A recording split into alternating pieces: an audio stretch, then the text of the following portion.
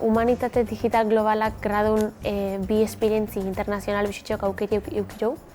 Lehenengoku izan zen bigarren mailan, astebete Bruselan pasa gendun, eta pilo bat leko bizitza gendu zen, eragile desberdinak inotek aukeri euki gendun, eta gero ja hirugarren mailan etorri zen bigarren esperientzia internazionala, eta izan zen ja benetako saltu izango bez.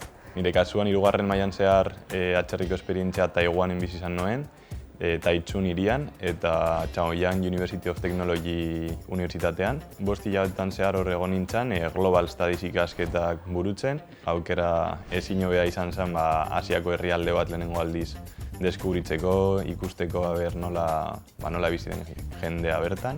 Ikaskideekin harremantzeko erak oso desberdinak izan ziren, lan egiteko erak guztiz desberdinak, adibidez konparatuta hemen Mondragongo unibertsitatean daukagun ereduarekin. Nire kasun Turkian horitzen, 5 hilabetez, Istanbulen. Unibertsitate dagokionez ni YDTP unibertsitatean horitzen, antropologiako ikasketak etxen. Humanitate horren alorrein gexa sakontzeko aukeri emostan, eta bai bazan zeo zer nahi nebana, orduan zentzu horretan pozik honitzen. Esperientzi morun oso baliagarri izan zen, bai gradun bertan ikasiroten gauzak praktikan ipintxeko, bai neure bizitza pertsonalin bai azteko pertsona morun.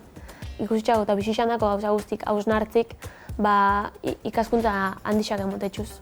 Euskal Herrira bueltatzerakoan ikusi dut aplikatu ahal ditugula bertan landutako erronkak, ikusitako zailtasunak edo, eta kontekstu global batetik gero gure eremu lokalera ekarri ahal ditugula, eta gaur egun Euskal Herriak dituen erronkei igual erantzun bat emateko baliogarria izan da guztiz esperientzia.